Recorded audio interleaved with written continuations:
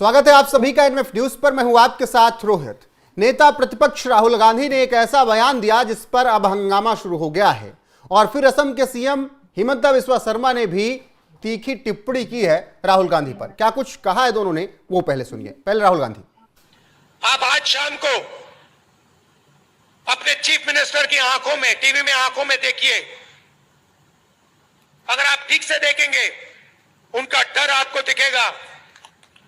और याद रखिए चुनाव के बाद आपके चीफ मिनिस्टर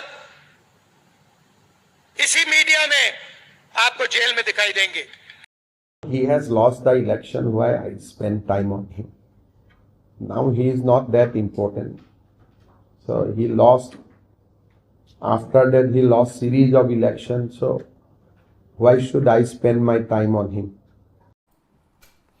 पंकज जी, राहुल हिमंता एक बार फिर से आमने सामने। लग रहा है पुराने जो जख्म हैं अब वो निकल कर आ रहे हैं एक दूसरे के। बहुत पुरानी दुश्मनी है, शोले के जमाने से चलती आ रही है। ये दुश्मनी उस वक्त शुरू हुई जब हेमंत बिस्वा शर्मा कांग्रेस के नेता हुआ करते थे और बड़े वरिष्ठ नेता थे। उस वक्त इनको न बनाकर तरुण गोगोई को मुख्यमंत्री बना दिया था। किसी तरह 5 साल बर्दाश्त किया, फिर एक बार राहुल गांधी से मिलने गए, वो फिर कुत्ते वाला प्रकरण हुआ। वो हर किसी को पता है जी। वो बिस्किट है कुत्ता, वो कई बार सुना चुके हैं। उसके बाद इन्होंने छोड़ा कांग्रेस को और उसके बाद छोड़ा तो छोड़ा, वो पूरी कहानी बता दी दुनिया को। और इतना ही नहीं किया, असम में कांग्रेस को साफ कर दिया और असम ही नहीं नॉर्थ ईस्ट में कांग्रेस की जड़ें उखाड़ कर फेंक दी। और अब तो हालत यह है कि जो वो तरुण गोगोई के जो बेटे हैं गौरव गोगोई, जो कि राहुल के सबसे करीबी हैं, अब उन पर हेमंत बिस्वा शर्मा उनके पीछे पड़ गए हैं और उनकी पत्नी को लेकर और पाकिस्तान के साथ रिलेशनशिप को लेकर बहुत कुछ बोल रहे थे। अब तो ये दुश्मनी आर्या पार की है और इसीलिए राहुल गांधी की वो पर्सनल हिमंता ने ऐसी टिप्पणी क्यों की जिससे कांग्रेस वालों को जरूर दुख तो होगा कि जो जमानत पे घूम रहे हैं वो हमको बताएंगे कि हम जेल जाएंगे। नहीं, वो हेमंता बिस्वा शर्मा ने कहा कि बहुत चुनाव हारा है, बेचारे को बहुत दुख हुआ है। अब 89 चुनाव 89 चुनाव कोई हारता है और भारत में कोई नेता के पास ये रिकॉर्ड है बताइए? 33 फ्लॉप फिल्मों के बाद अमिताभ बच्चन ने भी जंजीर हिट दे दी थी। ये 89 के बाद अभी तक एक भी हिट नहीं दे रहे हैं। चुनाव हारने का अगर रिकॉर्ड किसी एक नेता के पास है तो वो राहुल गांधी के पास है। और प्रशांत किशोर के शब्दों में नर्व ऑफ स्टील, इतना हारने के बाद किसी का भी मनोबल डाउन हो जाए, किसी का भी मेंटल स्टेटस मतलब थोड़ा सा हिल जाता है अंदर से दिमाग। और रही बात धमकी की, तो ये तो आए दिन आजकल सबको धमकियां देते चलते हैं। ये तो कुछ दिन पहले मीडिया को बोल रहे थे कि जब हम आ गए तो तुम्हारा क्या होगा कालिया। ये तो मोदी जी को, अमित शाह को, सबको जेल जाने की धमकी दे चुके हैं। लेकिन दिक्कत ये है ना, ये सत्ता में आएंगे तब सबको जेल भेजेंगे ना, लेकिन सत्ता में नहीं आ पा रहे हैं।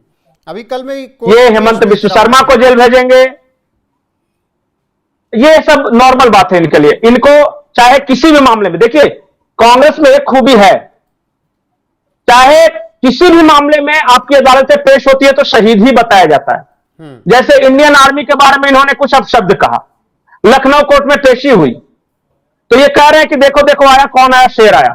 क्योंकि हर मामले में जब ये पेश होते तो शेर ही आता है। ये राजनीतिक स्टंट है भाई। केस के मेरिट पे कौन बात करता है ये पता है? सिर्फ चुनाव हारने का रिकॉर्ड नहीं है, अदालतों में माफी मांगने का भी रिकॉर्ड है इनके नाम पे। आरएसएस के बारे में बोला तो इनके लिए सावरकर अरे देखिए बोलने से क्या हुआ? मुल्ला जी गिरे तो गिरे, पर गिर के उठने के बाद क्या मेरी टांगे तो ऊपर की ओर ही थी ना। ये कहावत है। सबसे ज्यादा चुनाव कौन हारा? राहुल गांधी। उसके बाद सबसे ज्यादा अदालत में माफी कौन मांगे? राहुल गांधी। माफी मांग मांग के ये अब बताइए, अब माफी फिर दूसरे हो गए। अब इनके साथ दिक्कत यह है कि ये जेल तो सबको भेजना चाहते हैं जिन जिन लोगों ने इनका विरोध किया, लेकिन सत्ता में आने के बाद और सत्ता में आ नहीं पा रहे हैं। अरे सत्ता में छोड़िए, लेकिन ये 100 सीट नहीं ला पा रहे हैं लेकिन असम में तो सत्ता में आने का तीन लोकसभा चुनाव से वहां पर तो हिमंता को हराने की प्लानिंग तैयार ही है ना।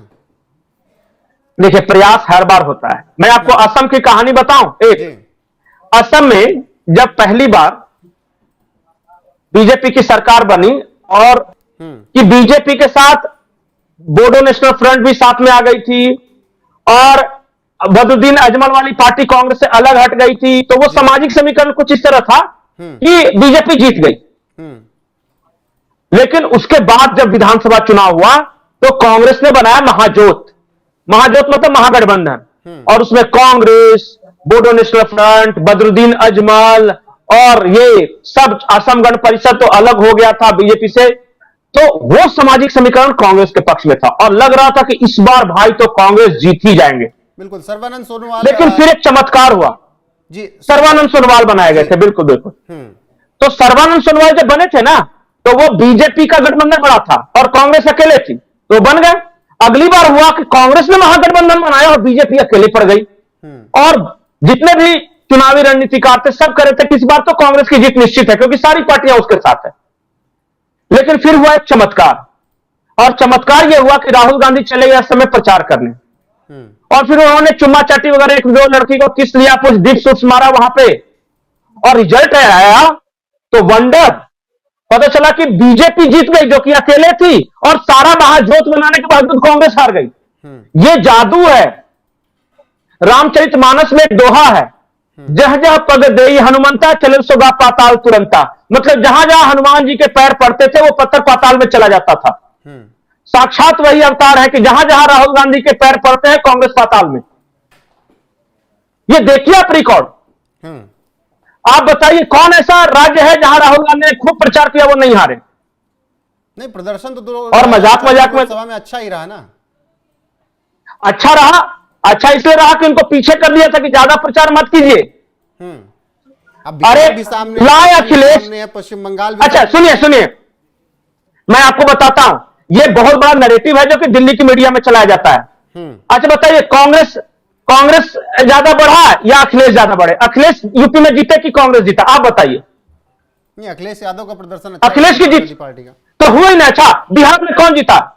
तेजस्वी जीते या अखिलेश जीते? आप बताइए। और अगर अच्छा, और एक सेकंड इतनी सीटें ना दी होती कांग्रेस को तो शायद तेजस्वी सीएम होते। अच्छा अब बताइए, अच्छा तमिलनाडु में कौन जीता? स्टालिन जीते कि कांग्रेस जीती? बिल्कुल स्टालिन की सत्ता। और कश्मीर में कौन जीता? फारूक अब्दुल्ला और उमर अब्दुल्ला जीते, कांग्रेस जीती। तो हर जगह जीत रही है रीजनल पार्टी, और आप लोग कह रहे हैं माथा हाथ घुमा के नाच रही है सुप्रिया ने। कैसी बात करते हैं जी कि राहुल गांधी के वजह से जीत गए हैं वो? अरे उनके साथ सटे हुए थे तो इनकी भी सीटें कुछ बढ़ गई।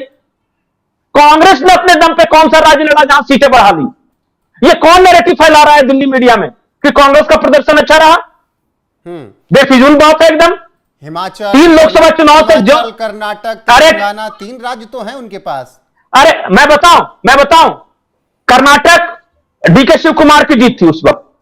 जाकर किसी से पूछ लीजिए कि डीके शिव कुमार ने रिसोर्स नहीं झोंके होते तो नहीं जीतते। अरे जीतने के बाद तो हर कोई कह देता है, सिद्धरमैया को बना दिया। अरे जीतने के बाद तो कुछ भी कर सकते हैं ना। आप बताइए कौन ऐसा राज्य था जहां सीटें कम हुई हैं? अरे हिमाचल में मैं आपको बता रहा हूं, जेपी नड्डा लोकल में जो झगड़ा था उसकी वजह से वो जीत गए, और कह रहे हैं कि राहुल मैजिक 30 साल से तो राजनीति में है, तो बाकी जगह कहीं नहीं दिख रहा है राहुल मैजिक। चैलेंज करता हूं, असम में जाकर प्रचार कर लें और जिता दें और तब जेल भेज दें।